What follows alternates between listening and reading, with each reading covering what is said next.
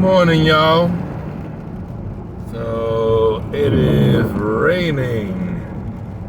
It's raining pretty good, and it is dark. There's zero sunlight. There's not even the first light, what they call it. But once again, you know, there's always gonna be reasons. There's always gonna be circumstances. There's always gonna be events. There's always gonna be excuses. Always. And anybody that knows me knows that I say it often.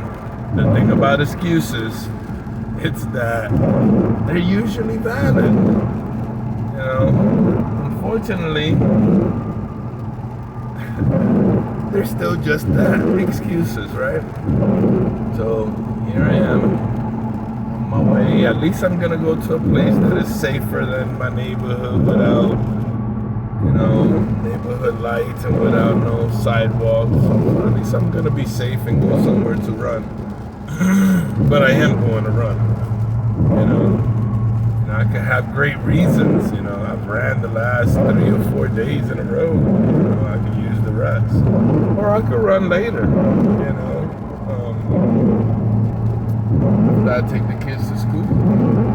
You know, I've ran more than most people the last year. You know, I've unfortunately slacked off the last 12 months. Compared to last year, but I'm still at over 850 miles in the last 12 months. You know, last year I could say I was at 1,000 miles in the last 12 months.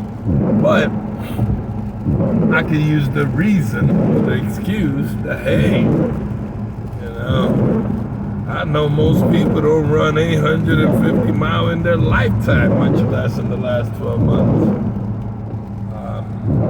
But I'm not most people, and that's not my standards, right? And I use excuses for not being disciplined in my eating habits. You know, I was extremely disciplined in my eating habits. And I wasn't drinking no Red Bulls and none of that garbage. And you know, when things hit the fan and I was working crazy hours, you know, I started getting those Red Bulls again, trying to survive. And then I was just, you know, eating a piece of cornbread just to hold me over. Like, oh man, I think my sugar's down, let me eat this brownie. And then it was like, you know, I've been working really hard. I'm gonna get this calzone, you know, and this, that, the other, and the next. And yeah, I mean, I eat much better than most people. I definitely eat cleaner than most people. But I've been very undisciplined with my portion sizes. You know, so I stopped making the excuses, and I got back to my discipline. I got back to no Red Bulls, you know, and we all, you know, fall off the wagon every now and then. You know, I refuse to plateau.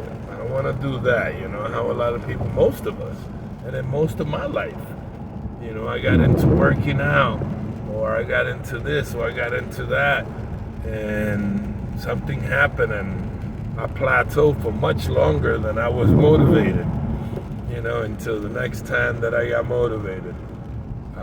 I don't want to be that. I don't want to do that. You know, if I get caught slipping, you know, I'll get caught slipping. I'll fix it. But I'm not gonna, which way, let's go this way. I'm not gonna plateau. I'm not gonna be that. That is too undisciplined, you know. And hopefully I don't have those issues that, you know, I keep on messing up. You know, I don't know if that's part of being human or if that's just being undisciplined. You know, so we'll see. But just saying, keep on fighting it. You know, keep winning the day. Keep winning over yourself. Keep having that mentality that, you know, you just gotta push through. You know, sometimes we don't eat healthy, and if anybody that knows me knows my favorite thing to say: if you know better, why aren't you doing better? You know, and that is supposed to hurt your feelings. That is supposed to hurt somewhere deep down. You know, and why is it supposed to? I don't know, because it motivates me when it hurts me. You know, I did it very disciplined for a year. Every day I asked myself that question, but to this day I still ask that question. I don't do it every day as consistent and as disciplined, but it did hurt my feelings. It did make me rethink my life. And, you know, I laid down a lot of excuses, you know, in front of that question. But you ask yourself that question enough and you're honest with yourself enough, you're going to call yourself out, and you're going to get tired of just the talk, all talk, all talk. I mean, sometimes we got a great game.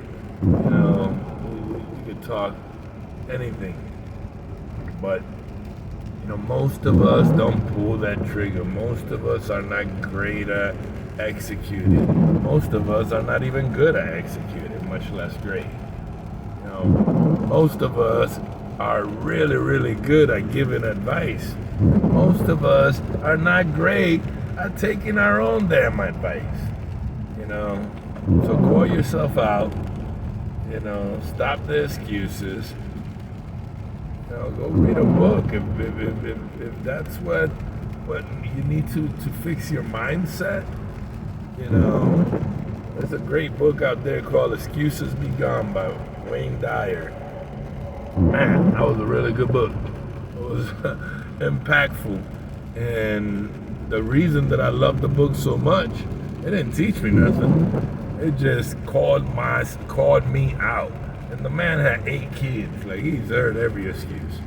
You know, and they called me out on all my bulldoogie, all my excuses. You know, and I'm glad, because I gotta fix me before I fix anything else in my life. You know?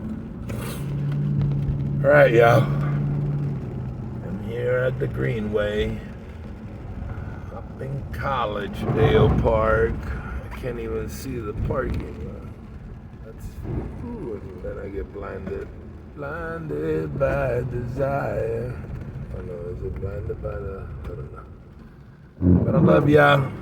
You have an amazing day. I can't remember what Ralph Waldo Emerson said, but it was something about he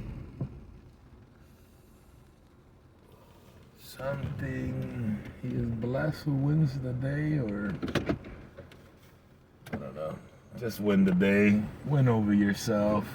Win over your negative mentality. Win over your excuses. You know, make it matter. You know, my dog is pissed off at me at home because I didn't want to take him out, because I didn't want to get him sick. You know, I make an excuse for him. My wife tells me, because she's about to get on her stationary bike.